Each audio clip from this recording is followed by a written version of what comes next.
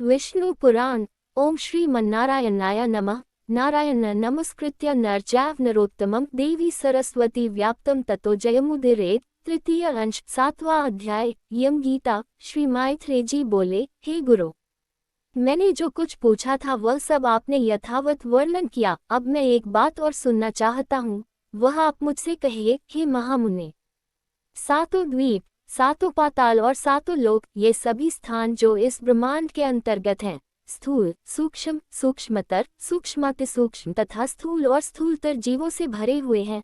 हे मुनिसुतम, एक अंगुल का 8वां भाग भी कोई ऐसा स्थान नहीं है जहाँ कर्म बंधन से बंधे हुए जीव न रहते हो। किंतु हे भगवान, आयु के समाप्त होने पर ये सभी यमराज के वशीभूत हो जाते हैं और उन्हीं के आदेशानुसार नरक आदि नाना प्रकार की यातनाएं भोगते हैं। तदनंतर पाप भोग के समाप्त होने पर वे दयादि योनियों में घूमते रहते हैं। सकल शास्त्रों का ऐसा ही मत है। अतः आप मुझे वह कर्म बताइए जिसे करने से मनुष्य यमराज के वशीभूत नहीं होता। मैं आपसे यही सुनना चाहता हूँ। श्री प्राशर जी बोले, हे मुने, यशी प्रश्न महात्मा नकुल ने पितामह भीष्म से पूछा था। उसके उत्तर में उन्होंने जो कुछ कहा था वह सुनो। भीष्म जी ने कहा, हे वत्स, पूर्व काल में मेरे पास एक कलिंग देशीय ब्राह्मण मित्र आया और मुझसे बोला, मी पूछते पर एक जातिस्मर मुनि ने बतलाया था कि ये सब बातें अमुक अमुक प्रकार ही होगी। हे वत्स, उस बुद्धिमान ने जो जो बातें जिस जिस प्रकार होने को कही थी वे सब ज्यों की त्यों हुई। इस प्रकार उसमें श्रद्धा हो जाने से मैंने उससे फिर कुछ और भी प्रश्न किए और उनके उत्तर में उस द्विजश्रेष्ठ ने जो जो बातें बतलाई उनके विपरीत मैंने कभी कुछ नहीं देखा। एक दिन जो बात तुम मुझसे पूछते हो वही मैंने उस कालिंग ब्राह्मण से पूछी। उस समय उसने उस मुनि के वचनों को याद करके कहा कि उस जातिस्मर ब्राह्मण ने यम और उनके दूतों के बीच में जो संवाद हुआ था वह अति गूढ़ रहस्य मुझे सुनाया था, वही मैं तुमसे कहता हूँ। कालिंग बोला। अपने अनुचर को हाथ में पाश लिए देखकर यमराज ने उसके कान में कहा, भगवान मधुसूदन के शरणागत व्यक्तियों को छोड़ देना, क्योंकि मैं वैष्णवों से अतिरिक्त और सब मनुष्यों का ही स्वामी हूँ। देवपूज्य विधाता ने मुझे यम नाम से लोगों के पाप पुण्य का विचार करने के लिए नियुक्त किया है। मैं अपने गुरु श्रीहरि के वशीभूत हूँ, स्वतंत्र नहीं हूँ। भगवान विष्णु मेरा भी नियंत्रण करने में समर्थ है। जिस प्रकार सुवर्ण भेद रहित और एक होकर भी कटक, मुकुट तथा कर्णिका आदि के भेद से नाना रूप प्रतीत होता है, उसी प्रकार एक ही हरि का देवता, मनुष्य और पशु आदि नानाविध कल्पनाओं से निर्देश किया जाता है। जिस प्रकार वायु के शांत होने पर उसमें उड़ते हुए परमाणु पृथ्वी से मिलकर एक हो जाते हैं, उसी प्रकार गुण क्षोम से उत्पन्न हुए समस्त देवता, मनुष्य और पशु आदि उस सनातन परमात्मा से लीन हो जाते हैं जो भगवान के सुरवर वंदित चरण कमलों की परमार्थ बुद्धि से वंदना करता है। घृताहुति से प्रज्वलित अग्नि के समान समस्त पाप बंधन से मुक्त हुए उस पुरुष को तुम दूर ही से छोड़कर निकल जाना।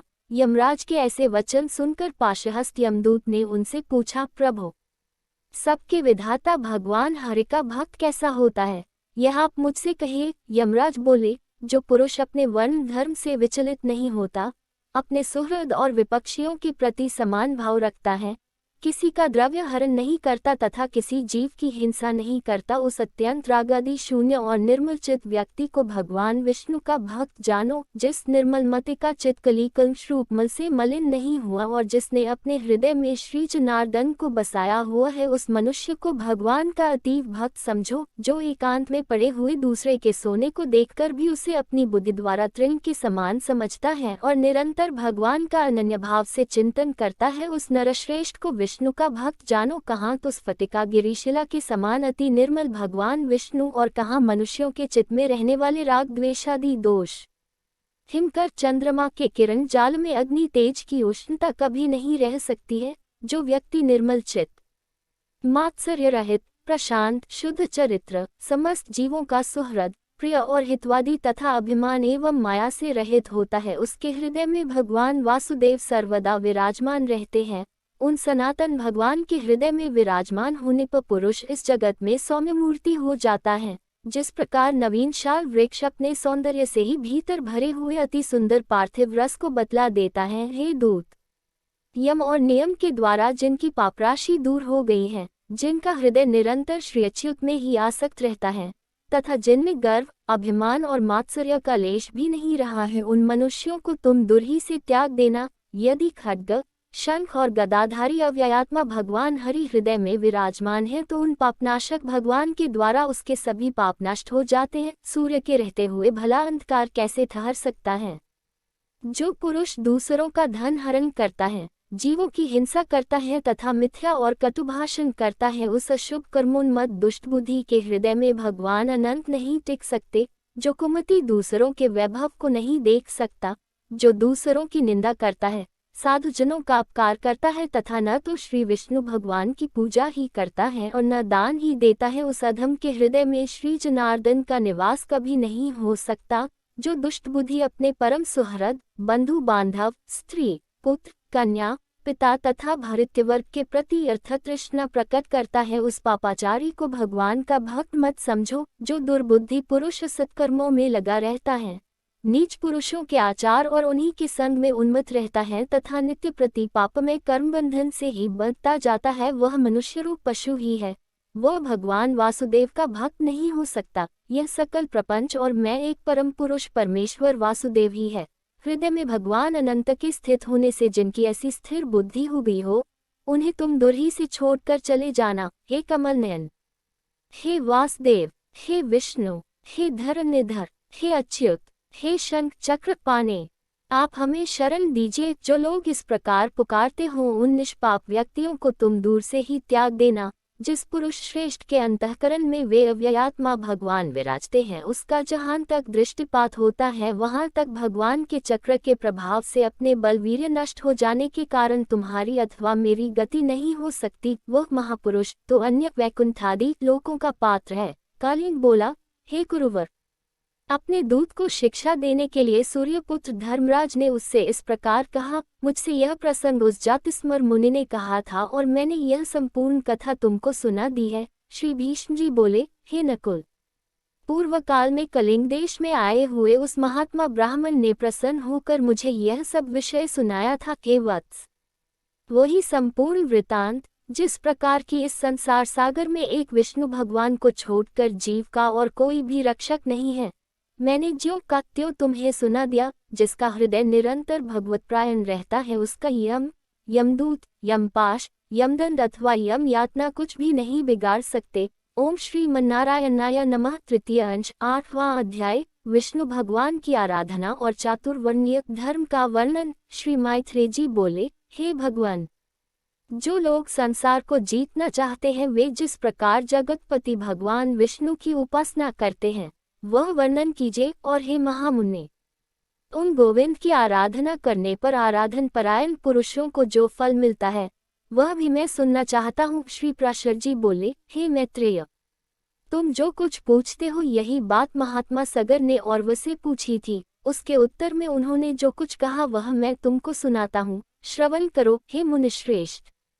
सगर ने भृगुवंशी महात्मा औरव को प्रणाम करके उनसे भगवान विष्णु की आराधना के उपाय और विष्णु की उपासना करने से मनुष्य को जो फल मिलता है उसके विषय में पूछा था। उनके पूछने पर औरव ने यत्नपूर्वक जो कुछ कहा था वह सब सुनो। औरव बोले, भगवान विष्णु की आराधना करने से मनुष्य भूमंडल संबंधी समस्त मनोरथ, स्वर्ग से भी श्रेष्ठ ब्रह्मपद और परम निर्वाण पद भी प्राप्त कर लेता है। हे राजेंद्र, वह जिस जिस फल की जितनी जितनी इच्छा करता है, अल्प हो या अधिक, श्री अच्युत की आराधना से निश्चय ही यह सब प्राप्त कर लेता है। और हे भूपाल, तुमने जो पूछा कि श्रीहरि की आराधना किस प्रकार की जाए, सो सब मैं तुमसे कहता हूँ, सावधान होकर सुनो। जो पुरुष वर्णाश्रम धर्म का पालन करने वाला है वही परम पुरुष विष्णु की आराधना कर सकता है। उनको संतुष्ट करने का और कोई मार्ग नहीं है। हे नृप, यज्ञों का यजन करने वाला पुरुष यन विष्णु ही का यजन करता है, जप करने वाला उन्हीं का जप करता है और दूसरों की हिंसा करने वाला उन्हीं की हिंसा करता है।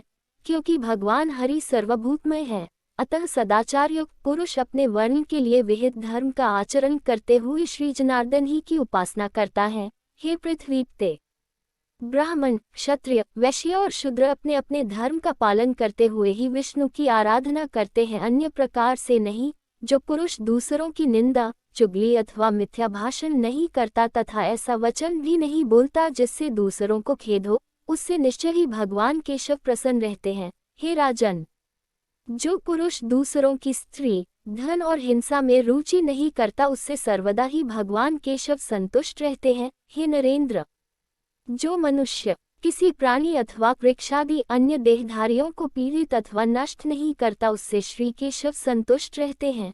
जो पुरुष देवता, ब्राह्मण और गुरुजनों की सेवा में सदा तत्पर रहता ही, हे नरेश्वर, उससे गोविंद सदा प्रसन्न रहते हैं। जो व्यक्ति स्वयं अपने और अपने पुत्रों के समान ही समस्त प्राणियों का भी हित चिंतक होता है वह सुगमता से ही श्रीहरि को प्रसन्न कर लेता है। हे नृप, जिसका चित्त रागादि दोषों से दूषित नहीं है उस विशुद्ध चित्त पुरुष से भगवान विष्णु सदा संतुष्ट रहते हैं। हे नृप श्रेष्ठ, शास्त्रों में जो जो वर्ण आश्रम धर्म कहे हैं उनका ही आचरण करके पुरुष विष्णु की आराधना कर सकता है और किसी प्रकार नहीं सगर बोले। हे द्विज श्रेष्ठ, अब मैं संपूर्ण वर्ण धर्म और आश्रम धर्मों को सुनना चाहता हूँ। कृपा करके वर्णन कीजिए और बोले।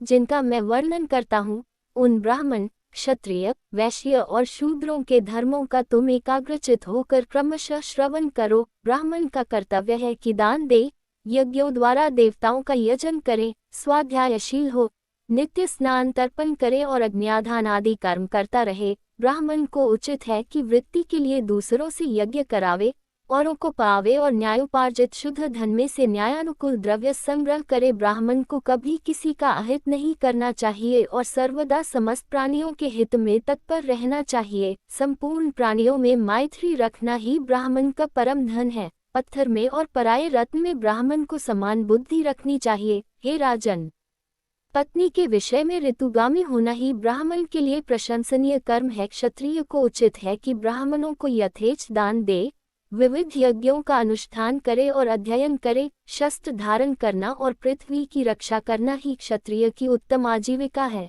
इनमें भी पृथ्वी पालन ही उत्कृष्टतर है। पृथ्वी पालन से ही राजा लोग कृतकृत्य हो जाते हैं, क्योंकि पृथ्वी में होने वाले यज्ञादि कर्मों का अंश राजा को मिलता है। जो राजा अपने वर्ण धर्म को स्थिर रखता है वह दुष्टों को दंड देने और साधुजनों का पालन करने से अपने अभीष्ट लोकों को प्राप्त कर लेता है। हे नरनाथ, लोक पितामह ब्रह्मा जी ने वैश्यों को पशुपालन, वाणिज्य और कृषि ये जीविका रूप से दिए हैं। अध्ययन, यज्ञ, दान और नित्य नैमित्तिक आदि कर्मों का अनुष्ठान, ये कर्म उसके लिए भी विहित है। शूद्र का कर्तव्य यही है कि द्विजातियों की प्रयोजन सिद्धि के लिए कर्म करे और उसी से अपना पालन पोषण करे, अथवा वस्तुओं के लेने बेचने अथवा कारीगरी के कामों से निर्वाह करे। अति नम्रता, शौच, निष्कपट स्वामी सेवा, मंत्रहीन यज्ञ, अस्तेय, सत्संग और ब्राह्मण की रक्षा करना ये शूद्र के प्रधान कर्म है। हे राजन, शूद्र को भी उचित है कि दान दे, बलि वैश्वदेव अथवा नमस्कार आदि अल्प यज्ञों का अनुष्ठान करे, पितृश्राद्ध आदि कर्म करे, अपने आश्रित कुटुंबियों के भरण पोषण के लिए सकल वनों से द्रव्य संग्रह करे और ऋतुकाल में अपनी ही स्त्री से प्रसन्न करे। हे नरेश्वर, इनके अतिरिक्त समस्त प्राणियों पर दया, सहनशीलता, अमानता, सत्य, शौच, अधिक परिश्रम न करना, मंगलाचरण, प्रियवादिता, मैत्री, निष्कामता, अकृपणता और किसी के दोष न देखना ये समस्त वर्णों के सामान्य गुण हैं। सब वर्णों के सामान्य लक्षण इसी प्रकार हैं। अब इन ब्राह्मण आदि चारों वर्णों के आपधर्म और गुणों का श्रवण करो। आपत्ति के समय ब्राह्मण को क्षत्रिय और वैश्य वर्णों की वृत्ति का अवलंबन करना चाहिए तथा क्षत्रिय को केवल वैश्व वृत्ति का ही आश्रय लेना चाहिए। ये दोनों शूद्र का कर्म सेवा आदि कभी न करे। हे राजन, इन उपरोक्त वृत्तियों को भी सामर्थ्य होने पर त्याग दे, केवल आपातकाल में ही इनका आश्रय ले। कर्म संकर्ता कर्मों का मेल न करे। हे राजन, इस प्रकार वर्ण धर्मों का वर्णन तो मैं तुमसे कर दिया। अब आश्रम धर्मों का निरूपण और करता हूँ, सावधान होकर सुनो।